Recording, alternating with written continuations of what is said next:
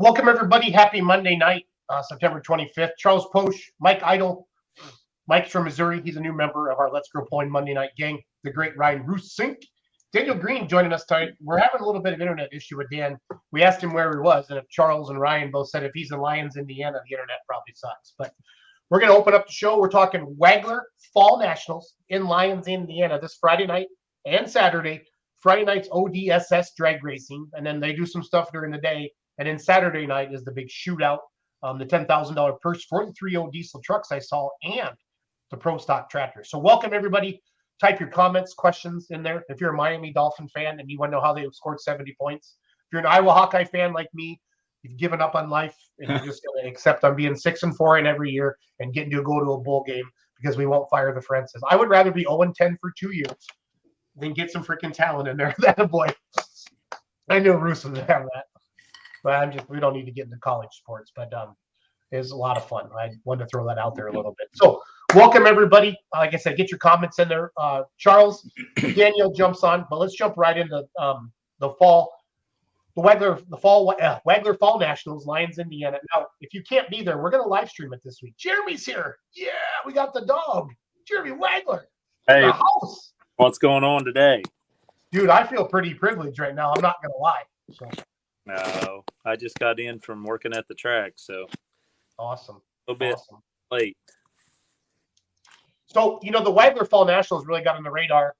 Roos, what year did Jeremy put up the big 10 grand for the Pro Stocks? You remember that? Was that 3 years ago? 19, I believe.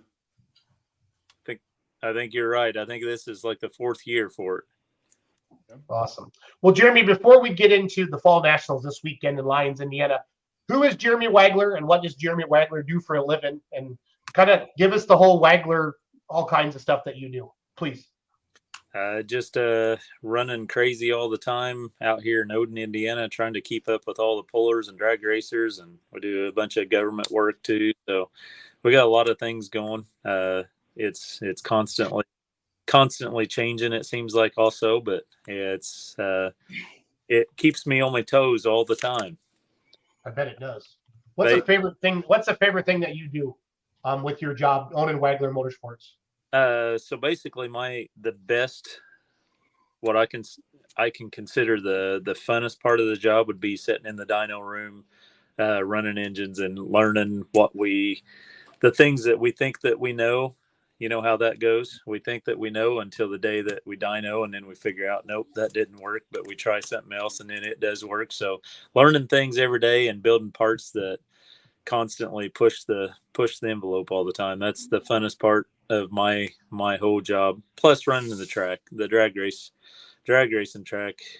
It's fun. It wears you out at the end of the year, but overall I can consider it's a job. It's not really.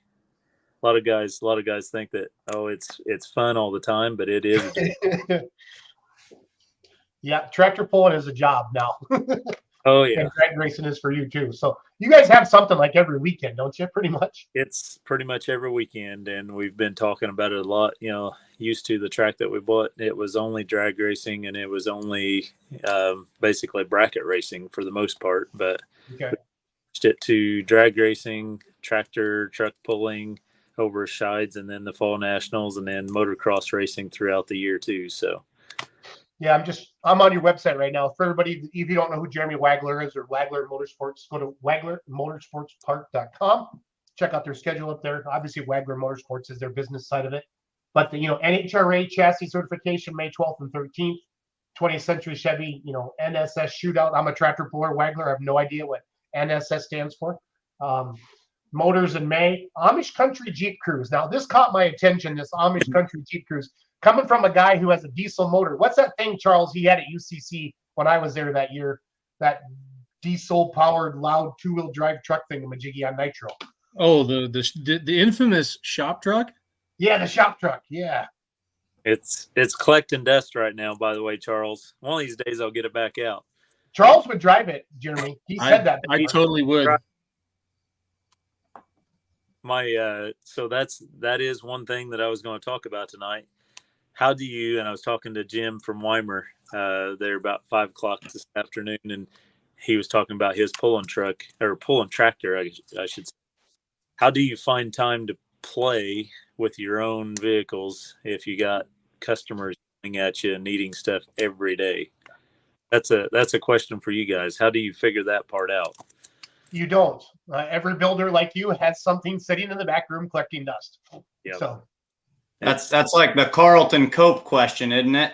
Yep. yeah, where's Warpath then? He's been working on Connie's Pro Stocks. He likes it when Mike and Julie take vacation. So he got to drive him and Jeremy Ray got to drive him at Inderley and went 1 and 2 there. So that was pretty cool. So that's what I think Jim said his tractor is actually sitting at car shop right now, waiting in between jobs. Well, he's got a Massey, doesn't he, Jeremy? Yeah. I think he's a V8. Yeah. That's how we kind of hit it off, was he's a V8 guy and I've always been a V8 guy. So it's kind of just because it's different. I always enjoy seeing something a little different than the same normal thing out there. Right? So if you're just joining us, it's Monday night, September 25th. You have the Jeremy Wagler with us. Great to have you on the show tonight. Charles, Mike, Ryan, and myself. Daniel Green's hiding down there. Well, Daniel's having internet issues, so we just lost him. But I think Dan and Brittany are part of that epic pulling series. Does that ring a bell, Wagler? Daniel actually helps me at the track a lot. He runs Countryside, helping other drag series, but he helps me at the track, and I think he's on his way back to St. Louis tonight. He's got something else going on out there this weekend. So, and Brittany Green and Clark, what's his name? Kerry Clark. Yeah. Yes, Kerry Clark. Kerry's helping with the epic pulling this weekend, so it'll be I think they are on to a pretty good series there. The epic pulling is growing. Yeah. If you have any questions for Jeremy Wagler, please type them in, or any comments, anything like that. It's great to have a big name in our world and the motorsports world. And Jeremy just doesn't influence truck and tractor pulling. He also influences drag racing as well. And that's what we're excited about. We're going to be live streaming the drag racing Friday night and the truck and tractor pulling Saturday night. So for you fans that can't be there, head over to beermoneypulling.tv and you get to watch drag racing on Friday night, the ODSS series. And then, of course, we're going to be at the truck and tractor pull Saturday night as well. It is the home of the Shy Diesel Extravaganza. For those of you that, hey, what's this Lions? I've heard it about a month ago. It's the same place. Awesome facility. Jeremy, how long ago did you buy that? 2018. So this is our fifth. Yep. So. And what was it called before? Lions Raceway Park. It originally started back in 1997 ET Raceway, and I graduated in 2000 high school, and that was our hangout spot back in 99 2000 area. It was brand new and it was a nice racetrack and a lot of people there weekend. So things have changed since then. Drag racing's changed, everything's changed, but still trying to keep it going and keeping kids showing up every weekend if we can. So keeping them off the street and keeping them entertained. Yep. That's something actually. So with that comment, I want to take you in a different direction. Something that you do at the racetrack that is a way to not only give back, but also to feed your own industry in terms of what you do. So Wagler Competition Products it's a full service machine shop. There's CNCs everywhere. I've been in there, but getting people who can operate them is tough. So you've created a technical center there at the racetrack to teach kids how to do this. And you've got a CNC in there and you're teaching this stuff in partnership. Is it with Vincennes University you're doing that?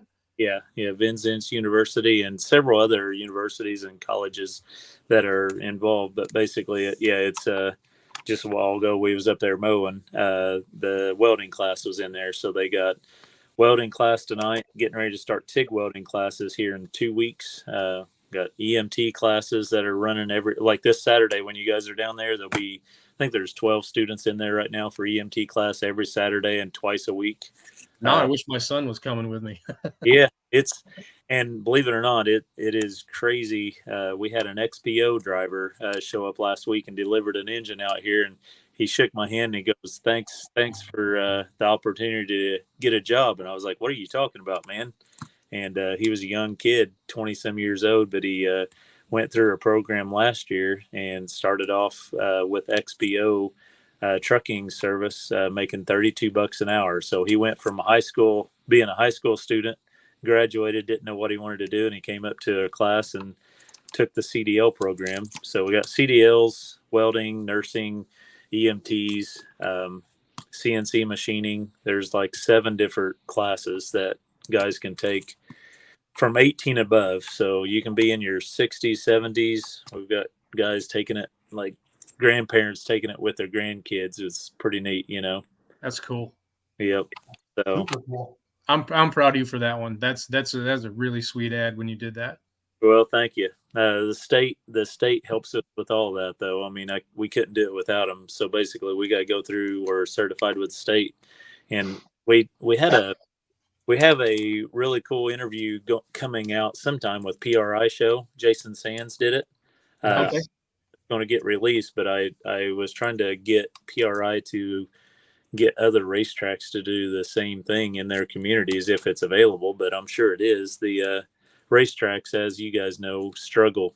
I mean, it's not a money making thing. And if you hear guys buying and selling racetracks constantly, it's for a reason. There's not a whole lot of cash to be made off of a racetrack. So we had a deal with Jason Sands. He did it for PRI, basically explaining, saying that, hey, you can take a racetrack and turn it into a educational place while it's not having a race there. So it's not setting every day except Saturdays or nights, you know. So hopefully that'll hit the news sometime soon, and hopefully it gains grounds, because there's definitely a opportunity out there. Jeremy, will that be posted on social media, or will that be like a live TV show? It should be on. They send out the PRI magazines, and then they also post social media as well. So hopefully, like I said, I'm sure I'm not the only drag race track out there in the United States that is looking for a extra opportunity to help their community and plus keep the place, you know, going all year long. So I'm glad that ours is kicking off to a pretty good start, and I'm hoping other places take the same thing. So. Yeah, I mean, Well, at this point, you're probably one of the more weeks and weeks and weeks, and you're still paying a light bill. You're still paying property taxes. I mean, you got to kill the weeds, mow the grass. It's not doing anything, but it's still there costing money to have it open. So you're right. Sorry, Ron. I didn't mean to cut you off. Go ahead. I was just going to say, hell, you're probably one of the more profitable small racetracks out there in America right now. You use it for so many things. Yeah, and it's not because of just me. It's the whole team. We have I think there's about 8 employees up there right now, and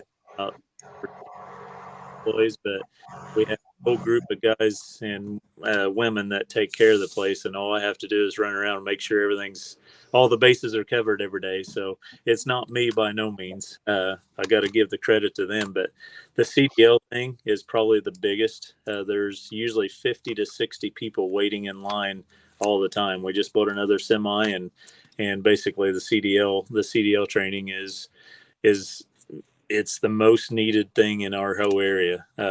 So anybody that has a property that can handle buying some semis and putting a course on and getting hooked up with their state, that's by far it's a good thing for everybody.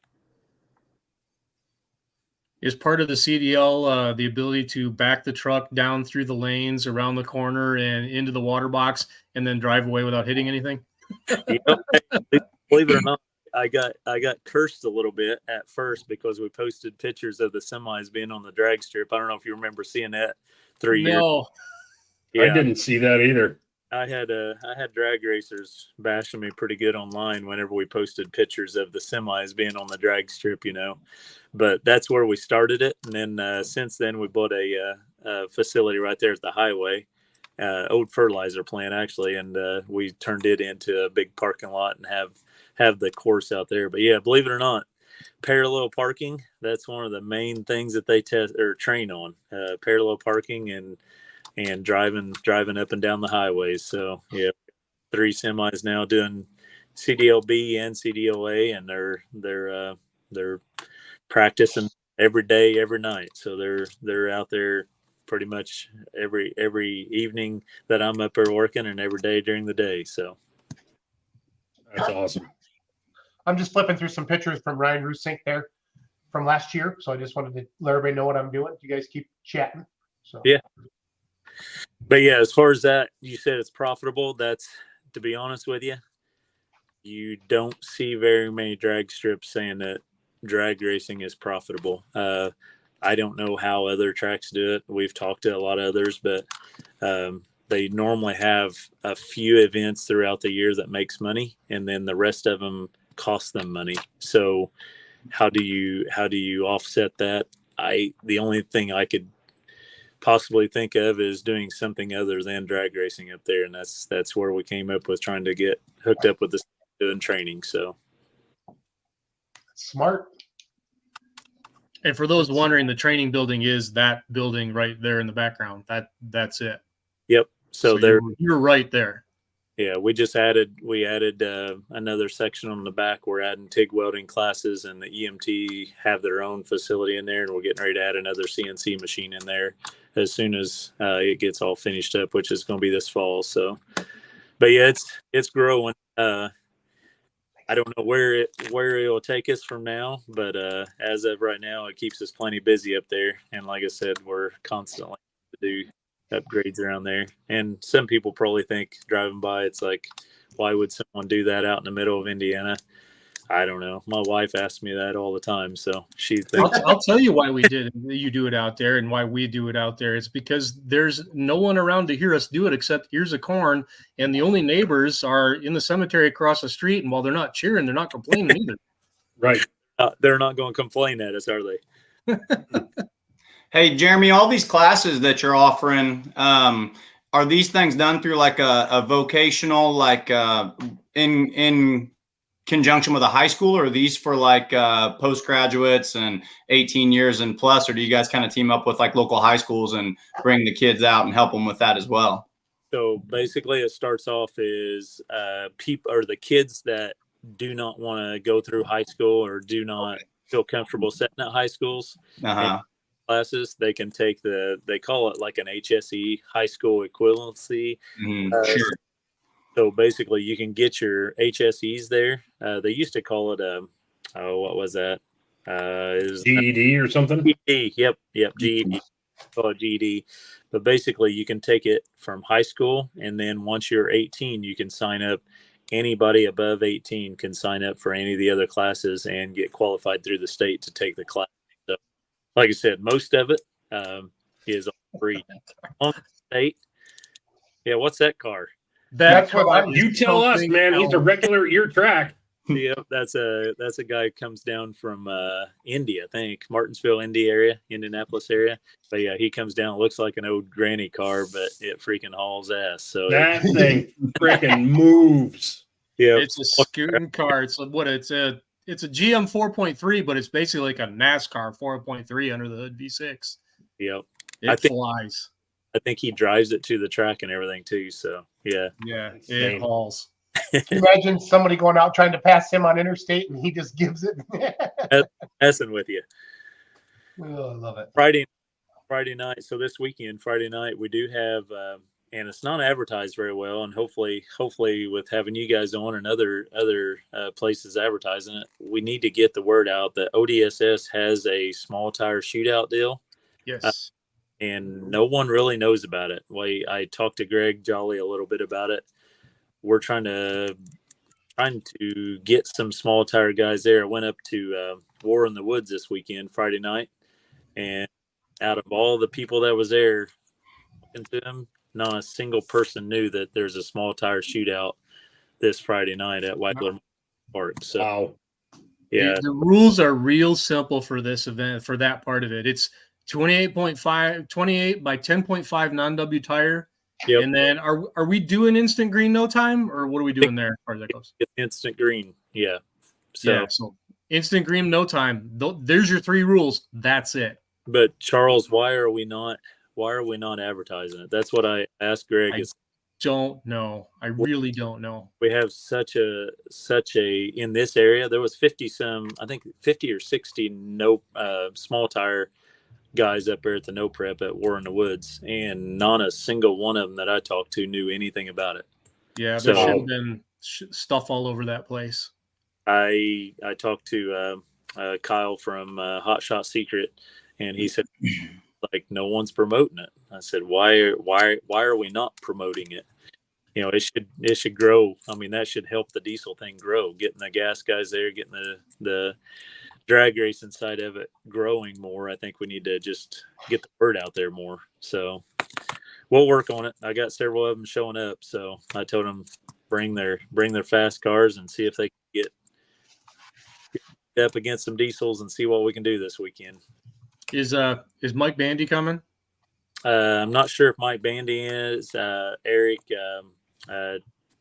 Tarragant from he's over by Danville, Illinois. Yep. He won the War in the Woods big tire last year. He's bringing his small tire car. He's got a brand new build, and several of his guys are coming over with him. So I think we'll have a good little small group, but I think it could be a lot better for the ODSS series if we could just advertise it and have like a good built flyer for it without all the instructions on it, because people always question, this is just a diesel event. Well, it is, but it isn't. Yes. Yeah. Right. Hopefully we'll see how it works out. Try our best anyway. We need everybody watching to share that around. You just heard Jeremy. So small tire shootout. What's that mean to a tractor puller, Charles? How would I explain that to my friends? You're putting on 18 438s and gripping it and ripping it. Okay. Sounds good. Got the mini rod out with the pro stocks, right, or whatever. I don't know how I would word that. I like it. Yeah, 28.5. I think that's the only rule, isn't it? Got to have doors, got to have lights, and 28.5 tires. Yeah, yep. 10.5 tires. So, Jeremy, is beer allowed in the stands? We have a gigantic fan from Bowling Green that he talks about Busch Light a lot. So it's Mr. Pulltown Nut.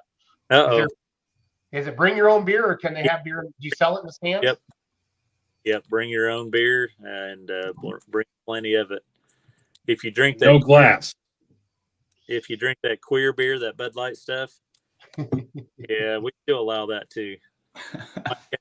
I had to put a Hot Shot Secret around mine this weekend just so nobody's seen it up there at the race.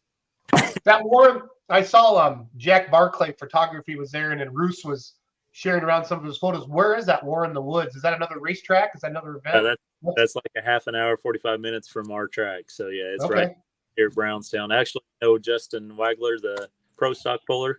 Yeah, very well. It's within a quarter mile from his house. So I knew he was close. I didn't realize he was that close. Yeah. He said he heard somebody. He says somebody needs to put together a poll for that weekend at War to coincide with War in the Woods, and I think he's right. It was my first time there, and it is. I don't know. It's definitely a different venue with different. That's a polite way to phrase it. That's a really good way to word it. So I took my oldest boy Jackson, which is 14 here, and he's hooked on it. He wants to. I have a drag race S10 that I drag raced when I was in high school, and he wants to turn it into a small tire shootout truck now. So we're going to see about that with a Duramax in it. But I took him there. I wouldn't want to take your kid there without parents. There's a lot of pot smoking. It's a whole different type of crowd, but at the end of the day, people are enjoying it, having a good race. It's dangerous. It looks very dangerous, but it's keeping the sport alive. I don't know how I wouldn't want to be the owner of the racetrack during the event, put it that way. Yeah. Same. It's completely the one thing, Charles, you've probably seen us kind of get after guys standing in the burnout. Yeah. The pit. Yeah. Guys are going through on a burnout. We try to keep it clear at the track. Well, up there, they don't care. I can send you some videos, but there's probably 200, 300 people standing in the burnout pit. And as the car does the burnout, it's like a wave that goes around the car as it's sliding sideways doing a burnout. It gives me the heebie-jeebies to watch that stuff. Yeah, like I said, it's great that it's keeping the sport alive. And Jeff Thomas, he comes and tests, the guy that puts it on. He comes and tests at our track. and super good guy, but he knows how to promote it. He gets the guys there and the sponsors there. It's wild to see that it's completely different than a normal race that you would go to. You just, everywhere you look around, it looks dangerous, but that's looking at it in the eyes of a track owner. I don't know how they have insurance on the place, put it that way. Yeah. It's definitely the yellow belly of the North. Yeah. But thousands of people show up, and it's great. It's a great thing to keep the sport alive. How can we do that in a little bit more of a controlled environment? I don't know. I would love to. I've talked to a lot of the racers. I know a lot of them. I would love to figure that out, because I think everybody wants to see wrecks and they want to see sketchy stuff, Yeah. So bringing it back to this weekend and what you can expect if you show up for this event, I guess I'll reference it to this photo because it's what's on the screen. I love this photo. I love this photo. This is My the favorite. footbridge that you see, over the staging lanes for the drag strip, and the drag strip goes to the right out of this image. So turn the corner from the right out of this image, and in the middle there, to the right of the drag strip, that's where you're going to find your drag race pit area, all your concessionaires, all of your vendor midway, and then on the other side of that, continuing so a lot of this image, continuing through the background there, 500 feet away from the drag strip is where the sled pull twin tracks are, and then the sled pulling pits are beyond that, and you're free to walk around through all of it. There's no extra charge. If you're inside the fence, you're inside the fence, and you're free to see all of it. Yep. Yeah, basically anything. As soon as you come in as a spectator, you get to walk through the drag race pits, watch the drag racing, go on into the pulling tracks or the pulling pits, and watch the pulling happening on the dirt track. It was interesting. A couple weeks ago, we had Junior Dragster Series there, and during the Junior Dragster Series, while they was drag racing, we had motocross going. So we had I think it was about 20 riders out there. Dirt bikes, little four-wheelers, kids dirt bike riding, and junior dragster kids running down the strip. So it's all pretty close, definitely within walking distance. So that's the good thing about it. Yeah. It shied. It didn't quite work out on Saturday. We had things happen on the drag strip, and we actually drag raced longer than the sled pullers pulled. But for this time around, the goal is to be done drag racing, so you can go over and enjoy the pulls and not have to divide your time. Yep. I enjoy seeing the drag racers watching the pulls after hours. Pullers watching drag during the day. We do have a campground, but the night parade thing, you're going to have to wait on that one. What'd you say? You bring the beads, Mr. Poltown. We'll figure out the rest, okay? So. See here, comments. Sorry, guys, catch up. I want to get the flyer up on the screen. Give me a second here and kind of go through this. So, for the pulling fans, Saturday, 6 p.m. it starts. Southern Indiana farm stock pullers, 12,000 naturally aspirated, no RPM or no miles per hour, excuse me. And then there's a 12,016 mile per hour. That would be these tractors, right, Roos? Probably. Yes. Yep. Those would be the 16-mile-an-hour tractors. Okay. And then we got Pro Stock diesel tractors, $10,000 purse. Everybody knows what Pro Stocks do. They go womp, womp, womp, womp, womp. And we got $5,000 to win, $2,500 for second, $1,500 for third, $750 for fourth, $250 for fifth. So that's awesome payout there. Hot Farms, $5,000 purse. There's the Wild Goose from Shipshawana. Goose Grave. There's a 3.0 diesel truck. That's a $10,000 purse for the 3.0 diesel trucks as well. $4,500 winner, $1,500 run up. I'm guessing the 3.0 trucks, Jeremy, are going to come out of the woodwork for that $4,500 purse, buddy. That's what we're hoping. That's do this year shut get back. I don't ask for anything like customers need for putting money for the guys us throughout. And then see here, open diesel trucks, $1,000 winner. So it's gonna be a fun night of pulling. kind of wrapping it up, really. Honestly, this last weekend, and got Diesels and Dark Corners coming up down there in Georgia in November. But this is for us in the Midwest. This is kind of getting to be it. So, Wagler Motorsports Park. I want to keep talking to Jeremy, but I want to kind of talk about the polling a little bit, and then the ODS. And again, the small tire shootout Friday night, the 29th, for all you drag racers. Pullers go both ways. Please share that around. Make a post on your Snapchat, your Facebook, TikTok, Instagram, YouTube, whatever you're using to get the word out there on that as well. Jeremy'd like to see more vehicles in that small tire shootout. So, Jeremy, what's your pulling background? How does it all start for you for truck and tractor pulling? Just more than anything. Yeah. Did back in the day, and then after we built for diesel system. Started so back in 10, 12, something. That's when we're getting pretty involved.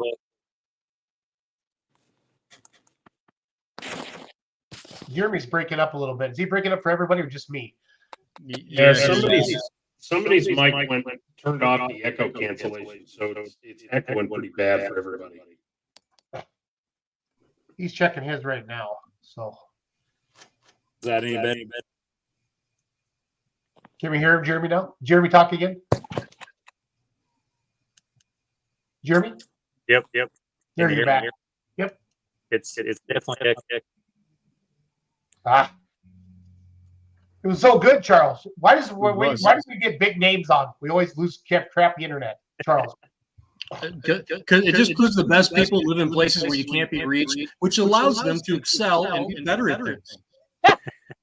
Oh, I love it. You're so well versed, Mr. Charles. I'm full of shit. That's what I am. No, I know, but you're good at it. So what the hell? Roll with it. But yeah, hopefully this will keep growing throughout the. It's nothing like great big or that, but we're give back to the pull that's been much. Hopefully the fans coming.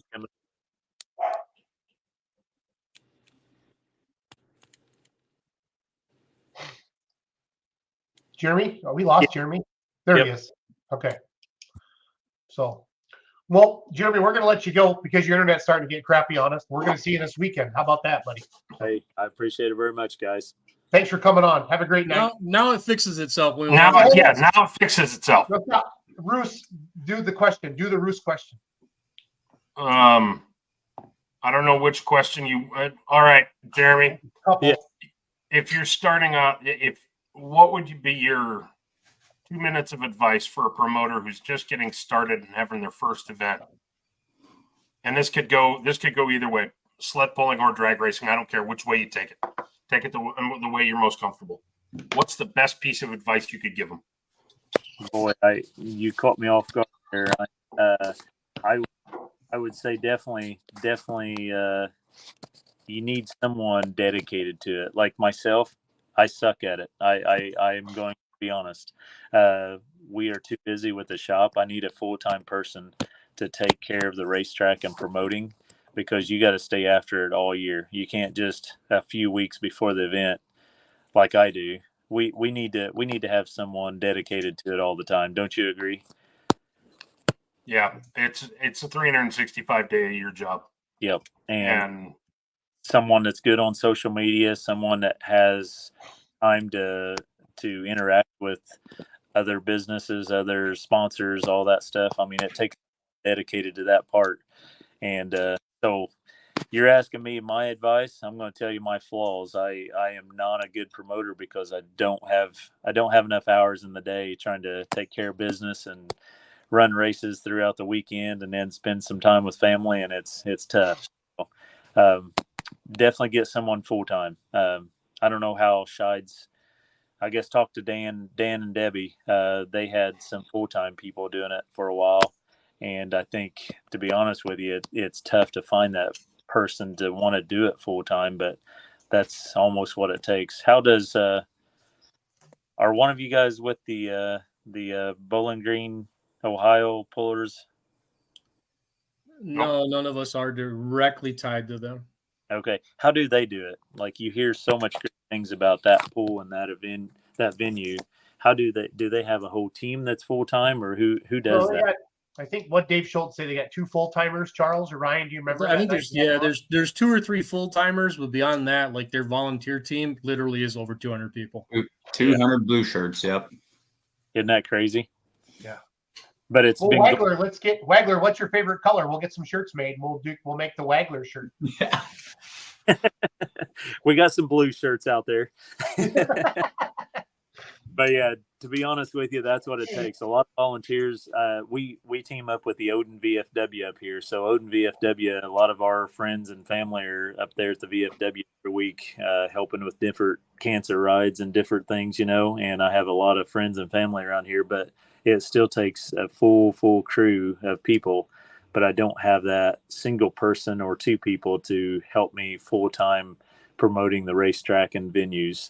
That's where I lack at. So that'll be a question for you, Ryan. If you can find a person that would want to be interested in doing that, I would be ready to hire someone to take care of. You hear that? You want to start working and doing what we quote unquote get to do? I got a guy. And I will tell Jeremy the same thing I told him a year ago when he offered. If it weren't for my kids being still in school up here, I would move down there, but it's not going to happen right now. I got a guy. There's good schools. There's good schools in Lyons, Indiana. Charles, you can do this. Well, the schools might be excellent, but can you afford the attorney fees that it would require to make that move happen? Well, just put it just get a credit card from Wagler. We'll figure it out. Signing bonus. Yeah, there you go. I even built you a cabin out back, so you got there you go. Out back. There's a fishing pond out there. You got everything you need. So easy life. If I'm doing you got my a job, hell of a motocross track to play on. Yep.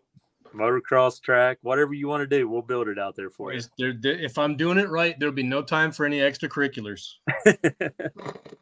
But anyway, I have to say, I am not a expert at all at doing events. And as you can tell, we're always, all of us, all the blue shirts that are running around there's always something to do. There's not much time to sit around and enjoy the shows. We try to run around and take care of the problems and find the right person to take care of jobs. So, well, kudos to you for having the stones to come clean about it and be honest. Yeah, and I wasn't kidding. People who were watching, if you're interested, this is reach out to the man. If you think he's not kidding. He's not kidding. Somebody to do this. Like, we legit did have a conversation a year ago about doing it, and so he does want somebody. That's real. That's real. I'm definitely serious about that. Yeah, we need someone to run the racetrack and take care of everything and get scheduling done. And it would be a dream job for someone, but it takes that special someone that wants to do it, though. You know what I'm saying? It's not a job for everyone, because it's odd hours and definitely long hours some days, but then other days it's peaceful and quiet up there, and it's enjoyable.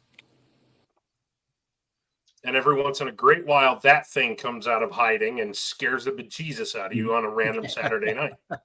When you started that thing at UCC, I could not freaking believe it. It was insane.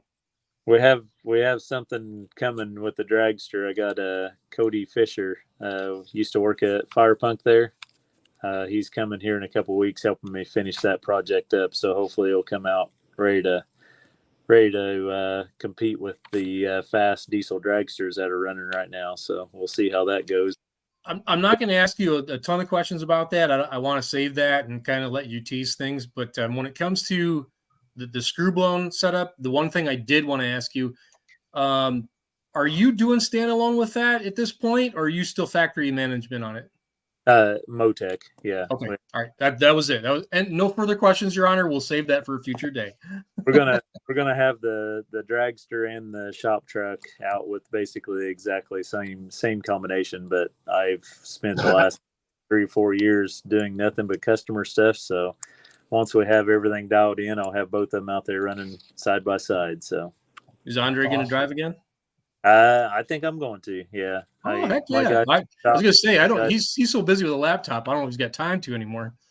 Yeah, my guys in the shop said that they don't want to help unless I'm driving, so we'll see how that goes. Cool. See if I Oh can. well, hey, hold on a minute. Now is that like a not good faith thing because of what Andre did the last time? That's not fair. That's not nice. No, it was more about basically they're here to support Wagler and support the team here, and Okay. felt like I needed to be relaxing and driving the dragster instead of letting someone else drive it. So All yeah. right. I just wasn't going to let anybody pound lumps on Andre. Nothing to do with that. Nothing to do with that net at the end of the track. No. All right. Jeremy, you talked about your son a little bit earlier. How many kids do you have? How old are they? Tell us about your family a little bit. Jay Lee, my oldest, is 17 now, so she's a senior this year, and she's doing that work-based learning from high school. So she goes half day to the high school and then half day in here at the shop.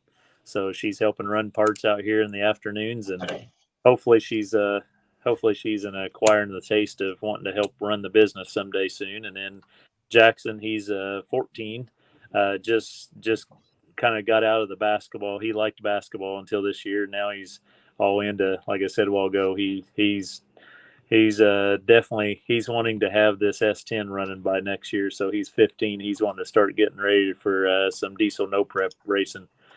That's awesome. Yeah, Jace, he's my youngest. He's 8 and 9.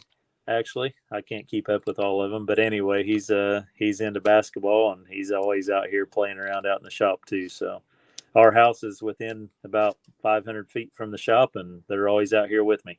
So I enjoy it. And my wife, like I said, my wife thinks I work all the time, but I don't even consider it work most of the time. You know how that is. No, we do. Well, Jeremy, thanks for coming on tonight, and we'll see you this weekend, okay? Hey, take care, guys. Thanks for doing thanks. it. All right. Appreciate it. See you Friday. bud. Bye. We had the Jeremy Wagler on, Charles. The Jeremy Wagler. The Jeremy Wagler. How cool is that? Pretty So, sweet. Mike, you're kind of new to this. I mean, I know you're a truck and tractor pull and that. Had you heard of Jeremy Wagler, Wagler Motorsports Parts, Mike? So once I saw kind of the lineup today, first thing I did, I was like you, I went out to the website and I was scrolling through Wagler and didn't really, it's kind of in the back of my mind. And of course that Shy Diesel extravaganza kind of jumped off the page when I was looking at their schedule. So I was like, oh, this is that guy, that's that motorsports complex, because I think anyone in tractor pulling knows about that event. So, that I kind of started putting just a little bit together, but makes me want to go watch drag racing. Yeah, no, it's going to be fun. That's We'll what's kind of fun about this we'll show event, you some right? fast ass tractor motors. That's for sure. That's for damn sure. I'm flipping through the comments here. Mr. Pulltown Nuts really on the roll tonight. Are the echoes still bad? That's what I need to know. Did we get that fixed or not? No, it had been Jeremy, unfortunately, because it's gone. Yeah. One person I've noticed, guys, if they have bad internet, that's when the echo gets bad. So I think we've got more rain in Richland Center today than we have the entire year. It's been insane how this goes. So, yeah. I was like the Grim Rain Reaper for my tractor pulling fan circuit this year. So I heard Wisconsin was in a great big drought. So I went up to Wisconsin to go to Toma, and of course we got rained out on Saturday night. And then Missouri goes into a big drought. So I go down to Chapel Hill, Tennessee, who's only ever had like 1 or 2 rainouts in their entire existence. And then of course we get rained out there Friday night. So if you're in a drought, have a tractor pull and invite me. Evidently I bring the rain with me wherever I go. Yeah, don't come back to Chapel Hill next year, okay? Because that's one of my favorite places to be. So, well, this summer on the ODSS tour, we were 4 out of 5 for having a race on Sunday due to rain. I really don't want to make it 5 out of 6. That would not be cool.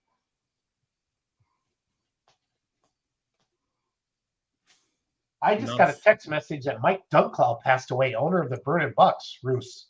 What? Yes, that's why Mike is my profile photo. Huh. Or my cover photo. Prayers to his family. I didn't know that. Dennis Anderson just texted me. I think I saw that on the Outlaws. The Outlaws Facebook page might have made a post about that earlier today, I think. Well, prayers to his family. Mm-hmm. That sucks. I didn't mean to bring a big booyah to everything, but just happened to look down at my phone. Larry Richwine's announcing a demo derby tonight in Ohio. So that's why we don't have the great Larry with us tonight. So what else here? Put through the comments. Mike, do you got any polls you're heading to this? I mean, I know you're busy teaching, but are you pretty much done for the rest of the year until next summer? What do you got going on? Well, I'm definitely trying to expand my fan experience into the fall a little bit, but it gets pretty touch and go this time of year. You know, we're at a very small school, so we wear a lot of hats. You know, we do more than just teaching. We do coaching, school bus driving. But I'll tell you another one that's really starting to pique my interest is that diesels and dark corners. That's something that I'm kind of starting to look more. And Lufkin, Texas. I have never been to the state of Texas. I had a ball getting to know the Outlaws this year and everyone involved with that. And my wife doesn't know yet. Of course, she didn't know about Wisner either. But Lufkin is I'm starting to eyeball that one on the camera or on the calendar pretty hard. So it's pulling in the Pines, and it's all the money is donated to Veteran Suicide Mission 22. And they do a big truck show and drag race. And then Charles knows more about semi-truck drag racing. I don't know if how much Roos knows about it. I don't know enough to be dangerous. 2 weeks from now, we're going to do it again in Ohio, too. There's a big race coming for those guys. Okay, cool. That'd be neat to see that. I know that that's the last hook for the Outlaws for the mods, the two-wheelers, and the 3.0 diesel trucks. I'm pretty sure the 3.0 diesel trucks points have been decided already by Stahl. But I think two-wheelers and the mods are still pretty tight, but I'll have to double. I know the mods are super tight. So that deal with the pulling in the Pines and the Mission 22 thing that they do, the 22 number is significant. That's the number of veterans every day that are seeking a final solution, shall we say, to things. And the fella who is behind that charity directly is one of those veterans. And he has a very fascinating story to tell personally, and he's one who got out of it. We probably should have him on, but I'll paraphrase the story anyhow. For him personally, it was a deal where he was on a particular night was struggling with his demons as a veteran, and he decided tonight was the night. Had the firearm out, he was ready to do it. And he lived in a mobile home at the time. He was down on his luck because of choices he made with the battle that he was fighting. Severe weather came through. It's Texas. Tornado leveled the place. And he walked away and said, okay, God, it's time to have a conversation. Maybe it's not my time. Maybe there is something I'm supposed to be here to do. And that is the beginnings of what this is. So it's a real deal. I've met him, shook his hand, looked him in the eye, and said, thank you. Yeah, I'm putting the Mission 22 website into the comments right now, guys. So yeah. We had him on the Outlaw show last year, Charles, and good dude. We're going to get him on again as well. Yep. So a couple different guys helping out there. And then I think, and I'm going to say it because it's our show, what the hell, that Fox series, Marry a Farmer or Date a Farmer. Have you guys heard about that? I heard something about it, yeah. They're talking about filming their final shoot for season 2 down there at Lufkin at the truck pull. So, that'd be kind of cool. So that would be kind of cool. We have permission from everybody at there dragging and pulling in the Pines to let that happen. So I'm trying to find their Facebook page right now. I know I've seen it before. From a stand's point of view, I really, really like the idea of what they do down there from a fan's perspective, because we're hitting that stride right now where we're getting into like almost what me and my buddies call like the second test and tune. You know, like a lot of your points championships have been wrapped up, and so now you're seeing some of these, you know, freelance pulls or invitation pulls. But to have that one last points hook, you know, almost a full month after everything is concluded in October. I mean, that's kind of like a really neat last hurrah for all us fans. And I love that the Outlaws do it down in Texas because they have such a big group that comes out of Texas down there. So to kind of make sure that they get to play in their backyard and give the mods and the two-wheel drives, which are heavy hitters down there, that two-wheel drive class, anybody can win that class. on any given night. That is not a foregone conclusion with the guys that come to play in the sandbox out of that class. So pulling in Texas in October, I mean, what's not to like about it? What I like about it is, there's something to do all day long. That's why I'm excited about Wagler's this weekend. Drag racing during the day and pulling at night. I mean, if you're going to take a day, go enjoy it with your entire family. And it was fun to hear Jeremy talk about that war in the woods. Charles, is that where that one gentleman got killed last year with his truck? You're the Turbo Tommy guy? Oh no. That was an official sanctioned race with our series in Tennessee. Okay. There's been some nasty wrecks at War in the Woods. Don't get me wrong; it's a sketch place. It's everything he sold it to be. And just go to YouTube and type in War in the Woods. You're gonna find out. I'll watch the 1320 video from last year. Yeah, but no, that unfortunately that was much more serious circumstances, and it still was very costly of a night. Yeah. If anybody has any questions or thoughts they want to get out there, Charles, I saw that Sidetracked is back. You guys have been doing that for a couple weeks now. Can you kind of, for those people who don't know what Sidetracked is by DHD, let's talk about that a little bit. I saw you and Cody and Roos have been jumping back on there last couple weeks. Just it's rebirthing of the old Sidetracked show as Andrew and I envisioned it. It's not necessarily an interview heavy show. Never was, never meant to be. It's just us riffing on topics, and it's not just pulling specific because Andrew and I were ADD and Cody and I are ADD. So we get into all kinds of shit and get opinionated a little bit and just have some fun. That's all it's meant to be. I love it. I love it. Think shake and bake with more pulling or bar stool pulling. Yeah. Gotcha. Love it.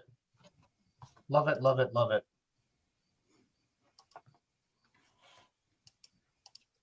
I'm just flipping through comments, guys. If you guys got anything else. Well, Jason, I'll say this. I'm not a person that gets bashful on, when it comes to talking, and I'm really excited to be a part of this pulling media ride that I'm on right now. And you had mentioned to me, you said, hey, we might have you on the show sometime, maybe come prepared with a topic or two. So, during my plan period and maybe during some of my teaching time, I came up with like 9 topics. So I've got like a list of just fun stuff here that we can play with if you want to. So, well, let's tackle one of them. One of them's just a story that I want to tell. And I think the basic question is, you look back on the summer, we're in September, what are those memories from the pulling season, or what's that one thing you saw that kind of sticks with you? And this is one that I think that the gentleman that I watched do this just deserves a huge shout out. So there's 3 major hats that I wear in my life. I'm a teacher. So anytime I see young kids, young people doing things right, that fires me up. I'm a dad. So anytime I see really young kids, being looked out for, that's super cool. And I'm a huge tractor pulling fan. So anytime I see top-notch equipment, that's awesome. And it was that Saturday night in Chapel Hill. And I was watching the mini rod class, and I'm getting the Theobald boys mixed up in my head. Is Grant's the mini rod puller and Mason's a 2-wheel drive puller? You got it. Yep. Okay. Correct. So Grant, and Grant's having a good season. Grant and Renee, they're top tier in points at this time. Grant, he's not just logging seat time. He's looking for a win, and he completes his run, and it wasn't the run that he was looking for. And if I remember right, I think he lit the tires early and he kind of drifted right and had to get on the left brake, and he ended up finishing middle of the pack to bottom middle of the pack. Just wasn't the run that he wanted. And a neat thing they do at Chapel Hill is they'll take the vehicles and they'll drive them around behind the east side bleachers, and then they just park them right there. As long as their class is going, they leave them, and they kind of allow and even encourage the fans to interact with them. And the seats that we get there every year are right on the very top of the bleachers. So that way we can turn around and see the tractors behind us while we're also looking at the track. So I'm watching Grant as he comes around, and, he's a 19-year-old kid. They wear their emotions on their sleeve, and it wasn't the run he wanted, and he's frustrated. You can see him, he takes his helmet off, he takes his gloves off, and, he's kind of putting them down animatedly. And, you just know that that's a kid not getting the run that he wanted. And then I saw 5-year-old, 7-year-old, I don't know, young, very young pulling fans, and they're just sprinting up to him because to them, you know, that's a mini rod driver, you know, that's a hero. And most night, you know, I teach young kids for a living, you know, most 17, 18, 19-year-old kids, you know, they're going to be frustrated still. They're going to wear those emotions. But I watched him immediately flip the switch from, you know, I'm frustrated from this run to, you know, hey, these kiddos want to be me when they grow up. And he sat down with them and he's giving them, you know, fist bumps and he's giving them high fives and he's walking them around the tractor. And I just thought, dude, that is top tier awesome. You know, like that is why that's why I became a pulling fan when I was, you know, this big or whatever. So for him to have that presence of mind and have that maturity to just interact with these kids like that was top tier. That was something that I loved watching. Plus, I think his mom and dad would whoop his ass. I made the Facebook post the next day. I was like, you know, hey, this is one of my favorite families in pulling, and an offshoot relative. I don't know their family at all, but the last name was the same, so I'm assuming it was a grandma or something. And she made a comment somewhere along that line. You know, hey, he was raised a certain way. So, yeah. Yeah, there's some lineage there, if you will. If that's the right word to use, Charles. Yeah. Yeah, he's a third generation, so he gets it. Flipping through the Lions Super Bowl Facebook page, trying to find those pictures. Mike, I want to show that area that you're talking about. Yeah, it's kind of. Hey Jason, and I've got them on if you go to my pulling pictures, that's something I try to take pictures of a lot on my Facebook page, so you can kind of see where. Your personal page. Yeah. That's a good story. That's just been fun to get to know you this year because you really, I mean, I don't want to say Ryan, Charles, and I have been around, but we've been around and kind of have our opinions. And I wanted some new opinions on the show. I like having multiple, and it's been fun getting to know you this year because you came from legit super fan status. And go to my photos, not the photos of me. I don't know what we'll go into there. Well, know it's your teacher. It can't be that bad. Scroll on down there to where it starts looking like Chapel Hill, and you'll kind of see, you know, behind some things. There's Brandenburg. That's another fun pull to go to. That's the one they drive under the track or something. Yeah. It's like an old rodeo grounds, and then there's Chapel Hill. Yeah, here's some Chapel Hill through here. That chain reaction. It was good to see him have a good pass down there. Mm-hmm. One Bowling Green. Let's see here. Chapel Hill's awesome, you guys. I got to go my first time this year. It was stupid cool.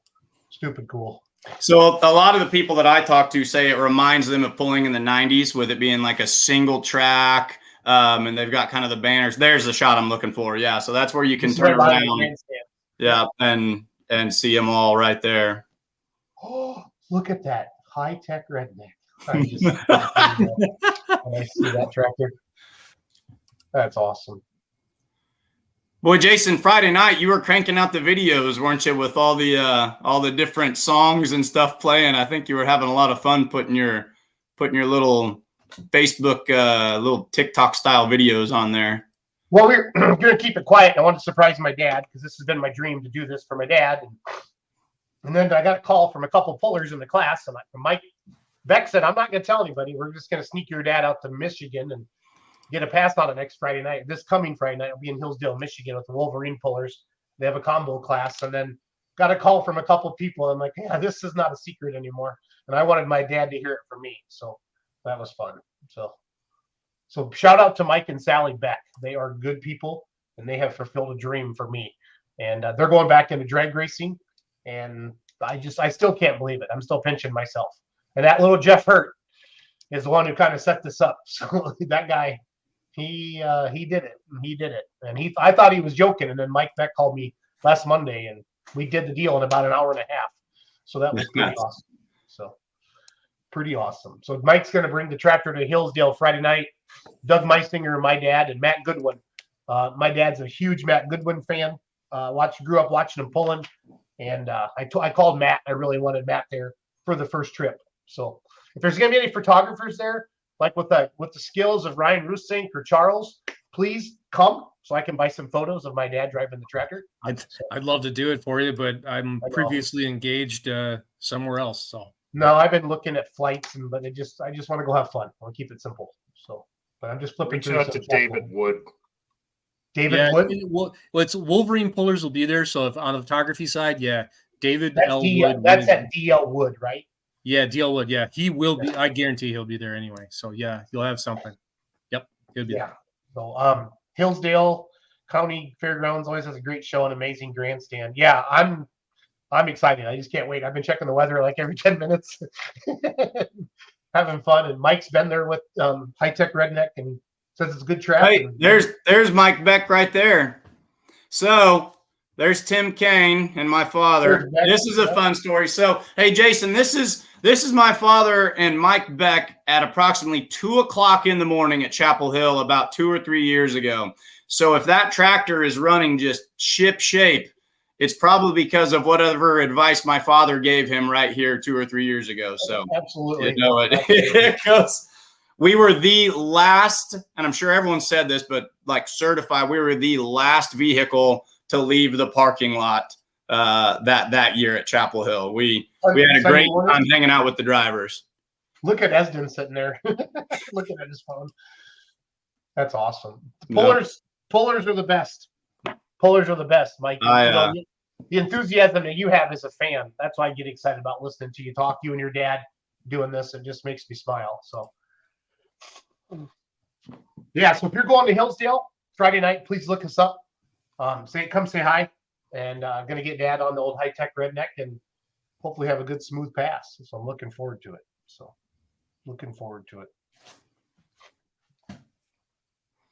So Jeff Hurt was instrumental in that deal, was he? Yeah, we were driving around when I got to the Enderley Friday night. I wanted to get some photos and videos so I can make a video for Full Pull and for the NTPA Facebook page to post, late that night so people could see it Saturday morning. And he had knew that Mike wanted to go back into drag racing a little bit, and Mike yelled at me, and Hurt goes, "You should go talk to him, Schultz." And then I did, and it's now I own the High Tech Redneck, so it's kind of fun. So. Jeff had a big season this year for sure, very successful season for him, and he's going to come on the show here in a couple weeks. I told him once we kind of quiet down with promotions, Pull Promotions, get him on. He was your mini rod champion, and you're also your unlimited super stock champion. The PPL had a fantastic season. I went down to Lumberton, North Carolina. Charles, this was funny. I was announcing he laid one out there, first pass 384, right?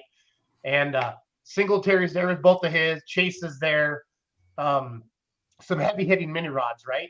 And they're like, "We got to reset the sled." And I'm like, "Please don't, just don't." I was talking to one tech official. I said, "I've been to a trucker tractor pull." I said, "That was a picture perfect pass. Nobody's going to touch him."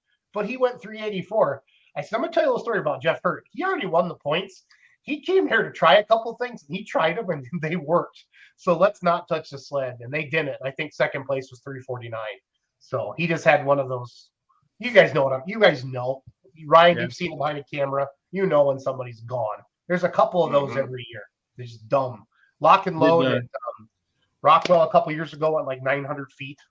There's just some of those nights you have a pass like that. So it's fun. Has Mike let on what he's going to do in drag racing? What he's going to do? I want to, and this NASCAR NHRA FX. Oh, he's going to do one of those? So he's anti all this automation shit. He wants reaction times to matter. He wants to shift. He's got this thing. I mean, he says I can talk about it. He knows. I mean, he's got a plan. He's pumped. He's freaking pumped. Damn. He was in drag racing big time. I mean, I've known Mike and Sally for a while, but now I'm really getting to know him. And I had no idea his drag racing background before he got into pulling, because he bought Jody Ross's. He bought Barbie's tractor. And there's some Max Simpson stories, and when him and my dad get together, it's going to be Mike. Your picture at 2 a.m. is going to be my picture at 5 a.m. So Saturday morning. And that old 1066.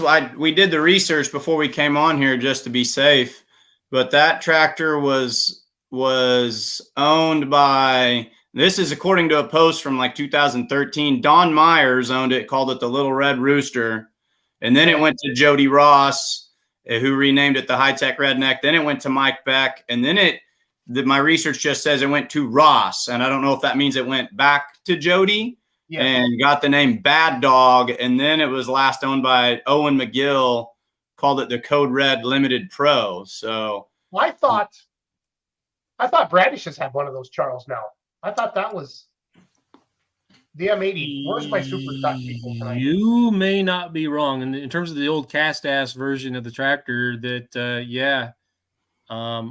there might be some lineage there back to British. Yes. Mr. Pulltown Nut. I'm on a diet again after my Key West trip last week, so I gained a couple pounds. So elephant ears, though, I get, if Mr. Pulltown Nut, if William says it, it's got to be good. Randy Proctor's watching on curious. I'm YouTube. going to go do some digging. I'll be running the laser in Hillsdale. Awesome, Randy. That'll be fun.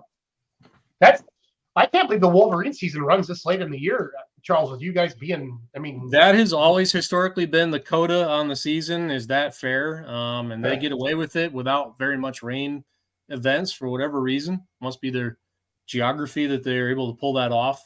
Yeah. I remember so I went to college. Hillsdale is a college town. There's a small college there. I went to Albion, not far away, and I would make the trip down. It was half an hour to drive down there and go watch the show every fall. So that's kind of the end of it. And had one of the best nights of my life as a fan before I ever did it. So it probably still even ranks up there.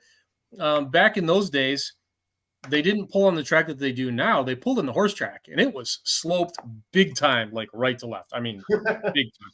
Go find old video of Hillsdale. It's insane. On YouTube? And, there's some of it was even the stuff that like I shot when I was there videoing it. And on one particular night, because it was such a, there was a horse track and loose and sandy, the two-wheel drive guys didn't like to pull there. They didn't pull there. And I was there, took my usual spot, end of the old wooden grandstands, covered grandstands, and was doing what I do, and struck up a conversation with a gentleman next to me, and I didn't recognize him, and why would I necessarily? I was 19, 20 years old, and all the drivers I knew, they all looked the same with a helmet on. Come to find out, it was Tom Arps, and I had the time of my life chatting with Tom Arps from the Black Widow truck throughout the entire night. And there's one point where, and it's in my Hillsdale video, where Jim Martell blew a head gasket out, big fireball or whatever. And just before I cut the camera off, you'll hear a man's voice go, "Did you get it?" And that's Tom. And he was like a kid. He was so excited. Like, did you get that? That was awesome. And that was a fun night. I want to find that video, Charles. It's under your sidetracked? Yeah, it'll be on there. Search within that channel, Hillsdale. I'm sure you'll find stuff there from the old days when it was tough sledding. You'll have to go way back. Yeah, you know what? I better send you a link. Mr. Pulltown Nut. Hillsdale County Fair.com. There's huge or small population county, great time, and lots of Amish food stand options as well. Diet or night? No, Jason, get some Amish pit goods. I will, William. Tom K's watching on YouTube. The FX class is cool. Yeah, we'll get Mike back on the show after harvest and let him do that. So,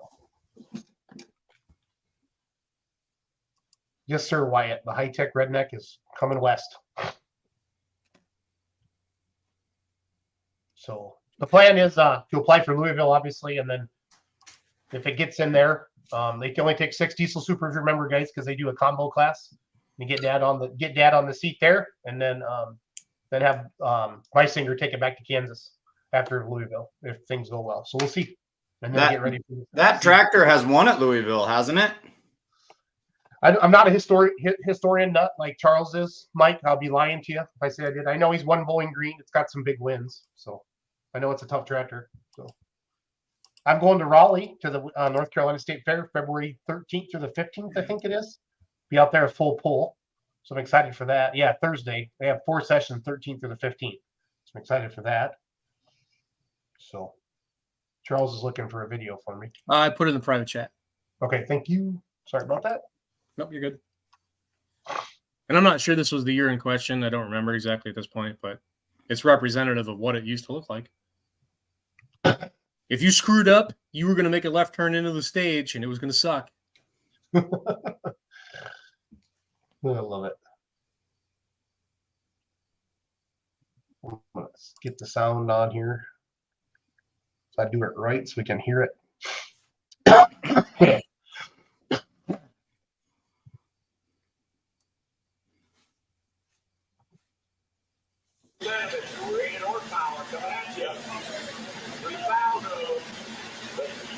That's Dave Snyder before he bought the Legend, before he had Arfons and the Space Invader, back when he had the Crop Duster.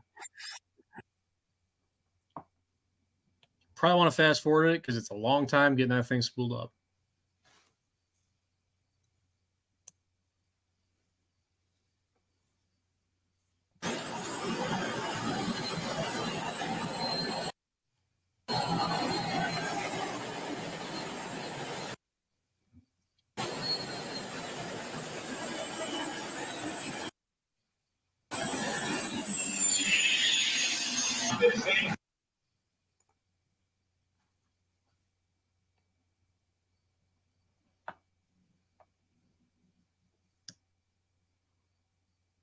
Charles, is there a certain one you want me to show? No, I just that was the first one I grabbed. No, that's fine. I'm just curious. Yeah, I don't remember it from memory. What all's in there? Well, it's only 23 years Tedder, ago. Kreider, Stahl, Joe Stock, Martell, maybe Ken Miller's in there. Dave Snyder. Gosh, trying to think. Ken Miller was back out this year, right, Charles? Yeah, he's been out. Yep.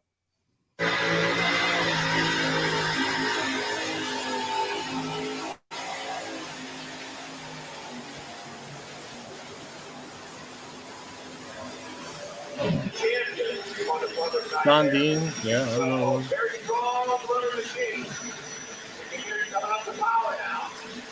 So Don, now he's got the big turbine in the center, and then the two smaller ones either side. This is the old setup where he had just the second one, and it was up top, and he couldn't see where the hell he was going. I mean, the drop box was like 5 feet tall, right in front of him.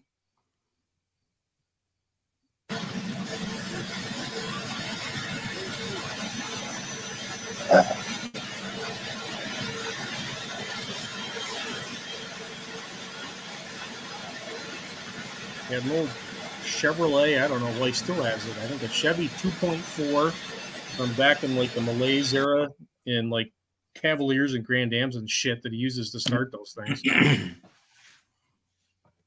He's that shit, yep.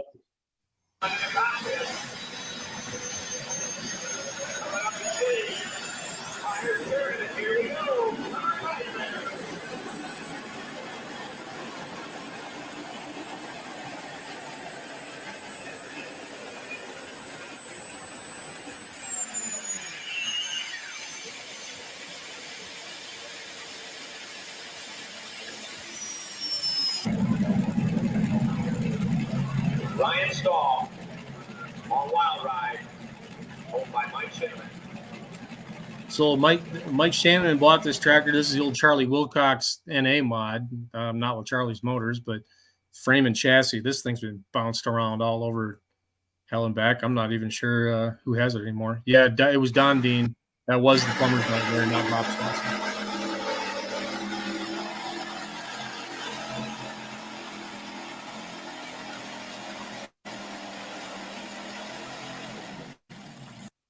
What year is this?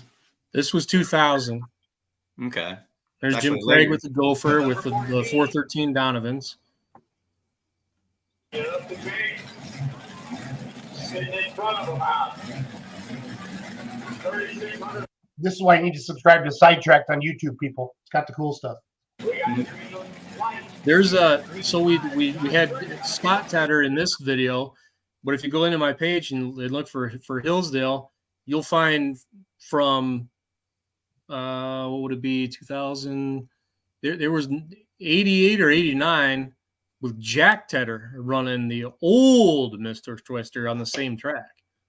Cool. Jack is Scott's dad, correct? Yes. Awesome. Awesome. And for that video, the guy who just went sideways, unfortunately, trying to counter steer against lean on the track, that video came from Jim Craig, who was driving that tractor. Wow. Super cool. No, so I'm looking forward to that. I heard a lot of good things about Hillsdale, Michigan. So we'll be out there Friday night. Then we're going to go to Mike Beck's shop on Saturday morning, hang out for a bit. Then I'm going to head down to Wagler and catch up with Mackenzie and Doug. So they're going to live stream the drag races Friday night, and then on beerbunnypolling.tv, and then we'll be doing the tractor pull Saturday night. So, Charles, is that where you're going this weekend? 100%. I will be there on the property. I'll get down late Thursday night and then be there Friday, getting the scoop from everybody in the drag racing side. I'll be announcing the drag races. I have no idea who's announcing the sled pulls, not a clue, but I'll be covering all the drag racing side. And then over on the sled pull side, well, you'll probably find a camera or two, maybe two, in my face. I like it. Sir Ryan, what do you got shaking? Same thing. I'll leave on Thursday morning, drive out to Indiana, spend a little time with Brad and Andrew Hartman, and then go crash with Charles this weekend, and then try and work in a visit with Austin Boyd on Friday and Ethan Clark, and then come up and go shooting, go drag racing.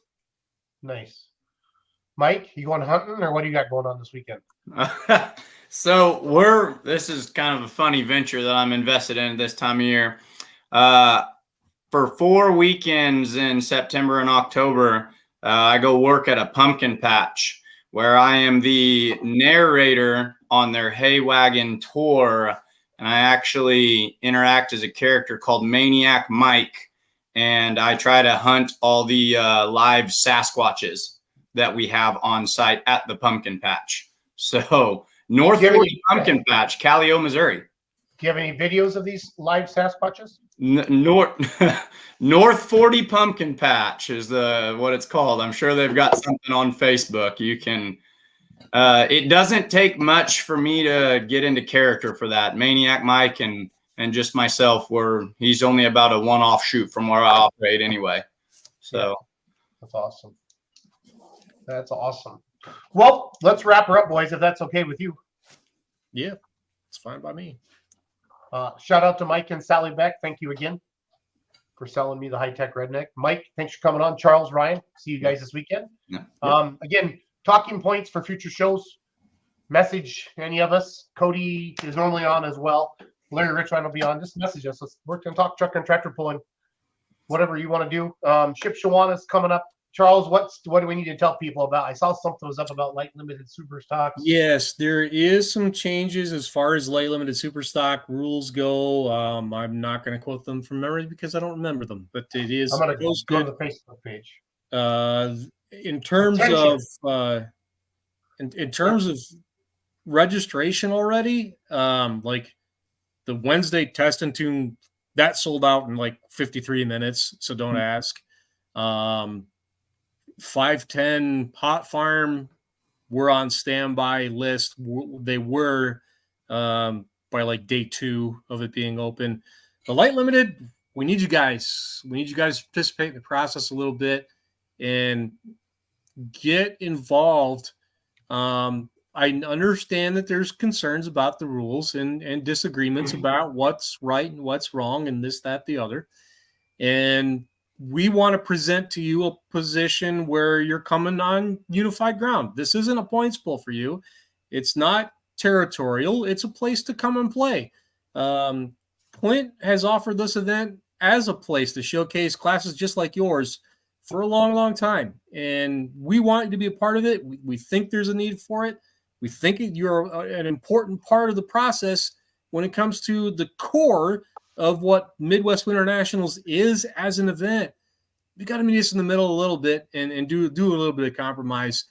If you think it's an unfair advantage or whatever, well, then come and prove that it is. And I know that's kind of putting it on you and calling you out a little bit. Well, I shouldn't have to prove that my stuff's going to suck. Well, if that's your attitude coming in, then I don't know. I don't know what to tell you. Charles, can I paraphrase for you? Yeah, Here we go. go for it. I'm being nice. Quit being a whiny bitch and sign up. Thank you. Thanks for coming to my TED Talk. You're right.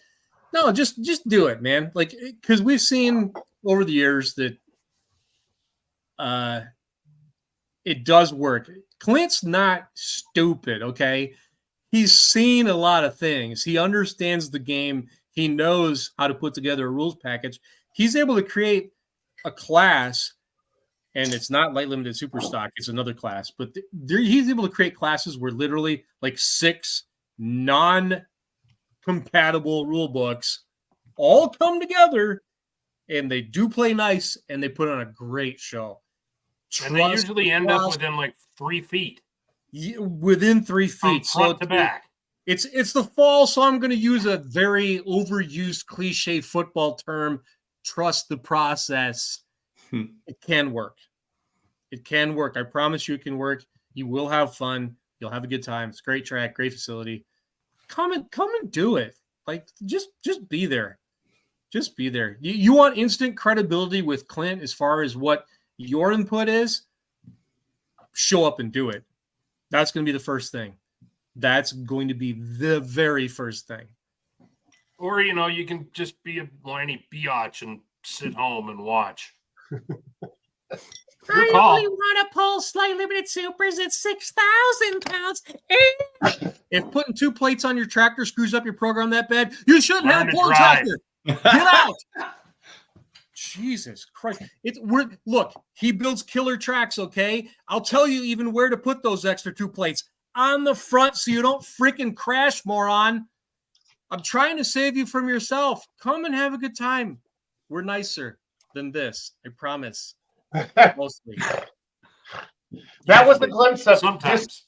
For those of you that don't know what sidetracked is, that was the 30-second. That was 4 minutes of sidetrack. I love it. I love it. Starts awesome. Out as politically correct and it devolves very quickly. Yeah, I'll tell you what. I'm not young, but I'm capable of helping you put those extra weights on if it comes to that. I will do it for you. I got somebody asking for getting Sherry Schaefer on the show, and I will, but we had her on, and I did a quick search. Well, Charles was showing where you guys to put your weights on the front of your light limited super stocks. I'm gonna put that. And if your tractor is incapable of holding up those 2 weights, Sherry Schaefer will introduce you to the folks from Storlock, where they've got drawers that will, while she's holding them. Buy some. No, I mean, light limited super stocks kind of get thrown in. There's so many rules. It's kind of what Super Farm was for years, Charles. Remember when the PPL and when they could not.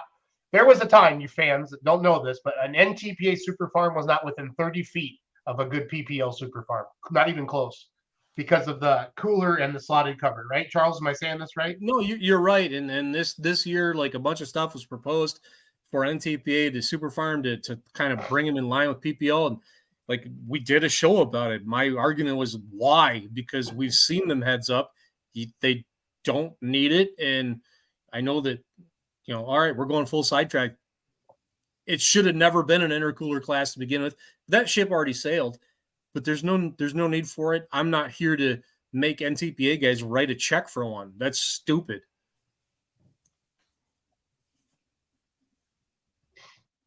All right. That was fun. That was fun. And what else you want an opinion on? I'm revved up. Let's go. What else you want to hear? Whatever. I'm just happy to be here. I'm just waiting for more comments to pop up. Mike, do you want to mess with Charles? Charles, 15 seconds on components. Go. I'll make it shorter than that. Fucking do it. I don't care. You've worn me out.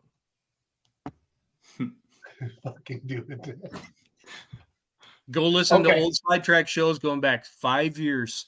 I railed against it forever. I'm done. Don't care. Or hell, if you want to go more current, go back 2 weeks. Do it. Do it. Is this a bad time or a great time to bring up that the class I fell in love with this year is the light superstock ag, and how I felt that really. So while we're talking component and cast ass, I fell in love with the light superstock ag class, something that I hadn't watched much of until this summer. What made you fall in love with that class? And this was actually one of the topics that I'd kind of brought up. I feel like we have lost sight of what when people talk about light supers and heavy supers, I think everyone's mind immediately goes to 5,500 pounds, 7,500 pound. And they kind of go back to the glory days of pulling when you had, 55, 75, 95, the real big ones running the 95. But I have felt that in the way pulling has shifted in the last 10 years or so, that the light, super stock class is actually much more comparable. And I just look at it in my head as the 7,500 pound. And then if they're the 7,500 pounds, and that means the super stock open or the unlimited super stocks are the 9,500 pound, which, we got D21s, and I know it's sheet metal, but we got D21s running in, light super stock.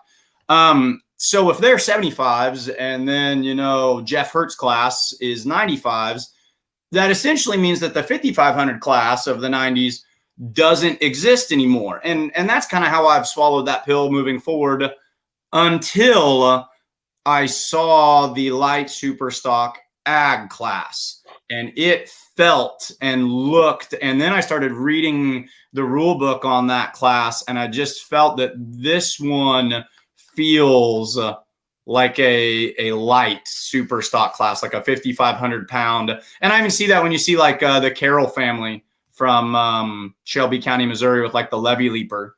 That's a 5,500 pound super stock, through and through.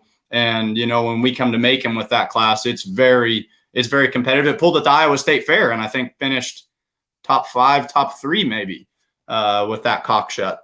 So I think it's a neat class. And I don't know if we're for ag rear end or if we want component for safety, but that light super stock ag was neat. It felt like light supers pulling again.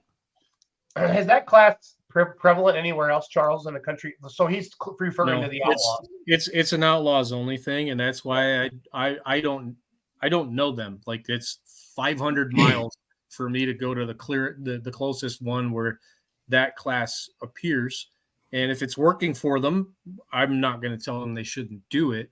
But is it true to what 5,500 is or was?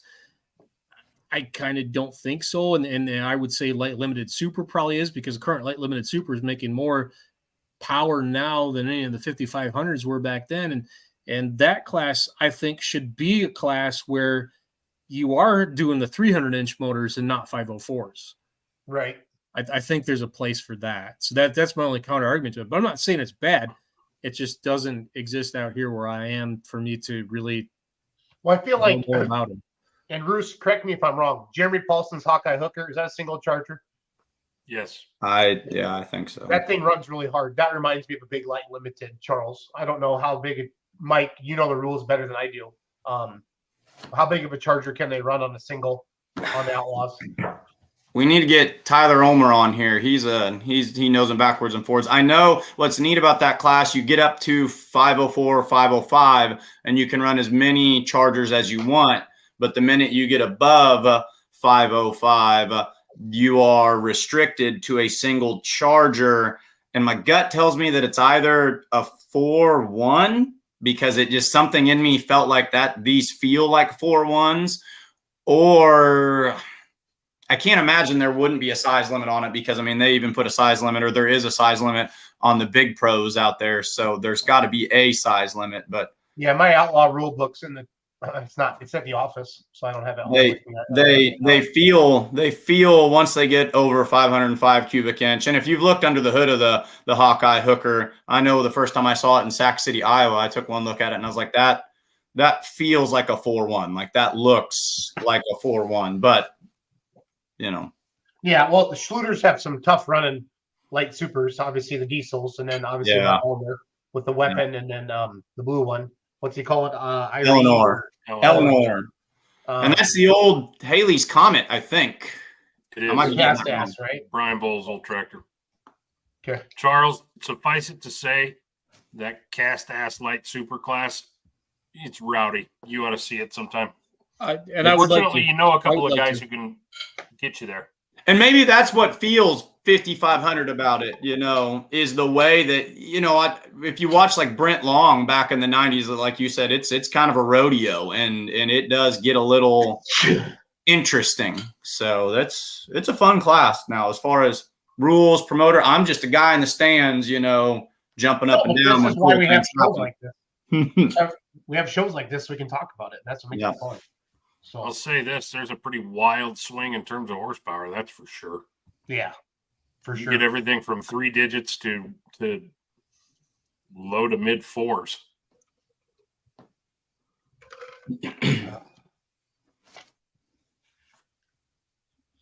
Well, cool. Charles, got anything left in you, kiddo? I'm just getting ready for one hell of a finals weekend, and just want to soak it in. And I know, like I have said, and Ryan has certainly heard me say this multiple times, and I have not stayed home for a weekend since May 15th, and I'm not going to for 2 more weeks yet. I'm ready to be home for an entire weekend and spend that time with my kids and do some projects around the house and take care of some pet projects and stuff like that. But I know I'm probably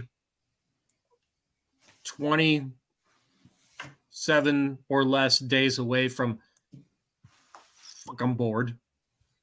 Because that's just how it goes. It's just how it goes. And there's only so many things that you can chop down with your hot rod chainsaw, and I can drag them out, and I've got a project that has been languishing that I need to finish when it comes to the hot rod chainsaw stuff that I need to finish, and I desperately want to, and some other stuff that you're going to see. But, man, when you live this 24/7, gets really, really, really. I'm going to give you a real moment. It's hard to turn it off.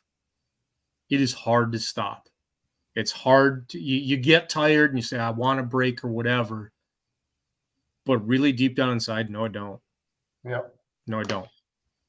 I want it to keep going. And so, yeah, the fall is always a time of rest and refreshment, but it's bittersweet as well because you just want, everything that happened and you want those memories to keep flowing and be a part of it. You want to get that adrenaline.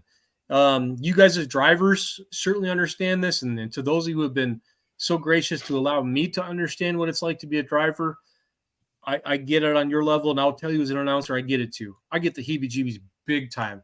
I shake like a leaf for the time leading up to a show start. But 3 minutes in, after that mic is hot, I calm right down, and now I'm in my happy place. I'm in the place I love more than anything else. And that's a high that there's no bottom of the bottle and no drug that you can chase that's going to feel like that. And it's almost like wearing infinity scarves and drinking pumpkin spice lattes for like 3 hours straight. Where does he come up with this shit? I took you right off the rails with that. Where does he come up with this stuff? Well done. Well done. Cheers to PSL season, the best time of year. Oh, the meth stang. It's on rims. It just makes it even better. Yes. Do yourselves a favor. If you have any interest whatsoever in drag racing and the personal side of drag racing, go follow Jack Barclay. The fact that he shoots tractor pulls is a bonus for us, and we should all be so lucky as to have him show up at one of our shows. That dude is a gangster behind the lens, and he kicks ass, and he doesn't get enough credit for it. I'm gonna put him in the comments right now so everybody can go check him out. Hey Ryan, I want an album from Rockwell this year that is absolutely killer. Yeah, I saw you one of Linville's Some of pictures. the best stuff. Some of the best stuff I've seen all year. I'll bring it up quick. White Schulte, hey, I won 18 weeks in a row. Now I'm done to February. College is boring. I want motorsports back and warm weather. All right. Wyatt says was on his mind. Rick Crumwright, I'm so ready for 2024 season in Louisville. Yeah, we'll be talking about that pretty quick too. For sure. Yeah, the applications or however they do that process went out last weekend already. So yep, they're on their website, and then if you've applied in the past or if you've made it, they send you one in the mail. So I'm gonna bring up Jack's Facebook page is in the comments. Roos is spot on. He is a gangster. He uses big words like that. Jack Barclay shot a cool TikTok of Ridgeland. Yeah. Where's he from? Is he from Minnesota, Roos? Yes. Yeah, Carver, Minnesota. He's But kind of awesome. a part-time shooter for UPM and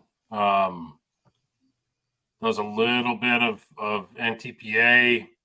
My goal is to get him shooting more pulling events next year. He'll never outpace his drag racing stuff because his drag racing stuff is too good. But if we can get him at one or two more shows, promoters, pony up. He's worth it. Yeah, He will work overtime and he will kick absolute ass. Plus, he'll sacrifice GoPros for the cause. He'll put a GoPro on a Mini. Won't think twice about it. Who was it this year? Blue Mini, bright blue Mini. The Fallout. Yeah, absolutely yeeted a GoPro like I don't know. Oh, 50, that was 60 him? feet in the air because it came off the bracket. All right, I remember this one. All right, I didn't make the connection beforehand. Got it.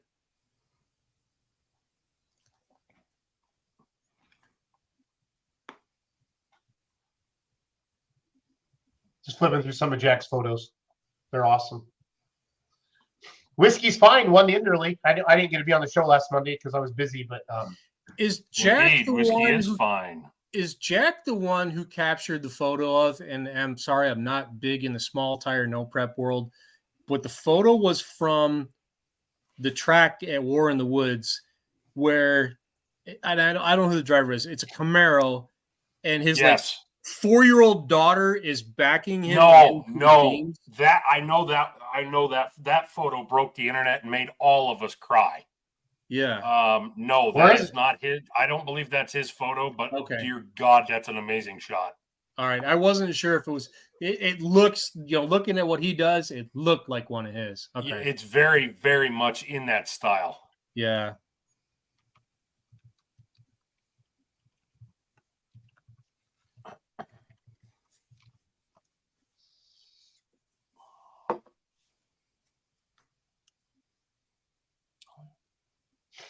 I'm not going to find it on Google search. No, not that way. Yeah. No. The image in question, I'm not even sure I can find it. That right there is a shame. That's the end of an era. Yeah, it is. Yeah.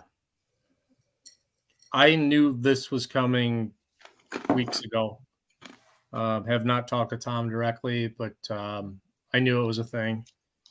And I haven't reached out to Tom because I don't know how to.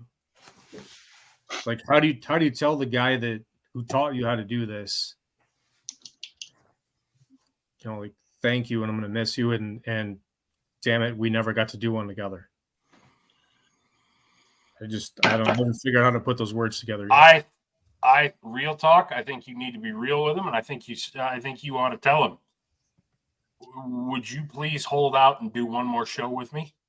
Yes. Do it with me. Yeah. Come down and call the Super Farms with me, or the whatevers with me at Shipshawana. Yeah. And please press for that because I'll be there for that. And I haven't gotten to hear Tom announce in damn near 30 years. So then so there we got it. That's how it's going to happen. I will call him and we're going to do that. We're going to do that.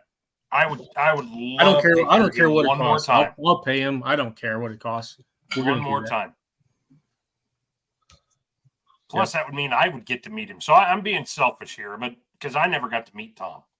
Tom is the salt of the earth, nicest person you'd ever want to meet. I don't know if this also means the end for him on the sprint car thing, because he I have bought a an hard time entire thinking series. Yeah, I have a hard time thinking that has taken him to places tractor pulling never could. He's done sprint car races in South Africa because of it. He might have even gone to Australia, I think, with all that. yeah, there's a lot about my style and what I focus on with what I'm talking about during the course of an event that is informed by him, because that's what I learned to do. And gosh, I couldn't have had a better teacher. Could not have had a better teacher. And he didn't even know he was teaching, but he was. Nope. He was. entertaining That's in his I've mind. said that before in shows in the past. You know, there's some 7-year-old who is sitting in the bleachers and swinging his feet like an impetuous 7-year-old does, but they're listening and they're absorbing and they're paying attention. And someday they're going to be that kid who's going to. I pray that there's going to be that kid who's going to come up to me, 10 years from now and say, "Hey, I'm starting this, and I want to do this, and I'm going to welcome him." Super cool guy. Absolute honor to have known him and to consider him a friend. A lot of times the old saying, "Don't meet your heroes." Tom Hartzell's your hero. Meet your heroes. 100%. Worth it. And I haven't even met him yet.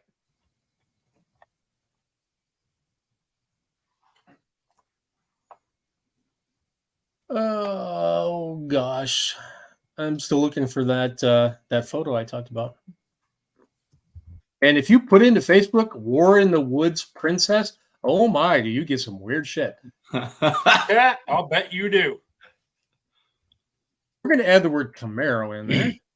Yes, that's a good call. I don't need Japanese or Chinese or whatever spa vacations. Thank you, I'm good. Just saying, that's what comes up.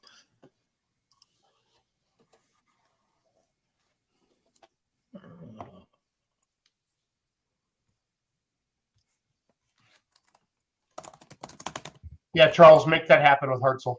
That'd be cool. Yeah, I'm on that one. So, well, Mike, Roos, Charles, thank you for coming on. Charles, Ryan, I'll see you this weekend. And is there any way a mod could pull at the Winter Nationals test hook? No, I don't think they can. That That's right? That's a building thing. Not going to happen. Yeah, positive. It's nip and tucklet and the small block minis in there. I'm just saying. Even though we love to have Punnage there, because that's what he's asking about. Yeah, sorry, not going to be a thing. No. So, okay, guys. See you next week. Thanks for watching. Appreciate it. See you guys. See ya. Peace.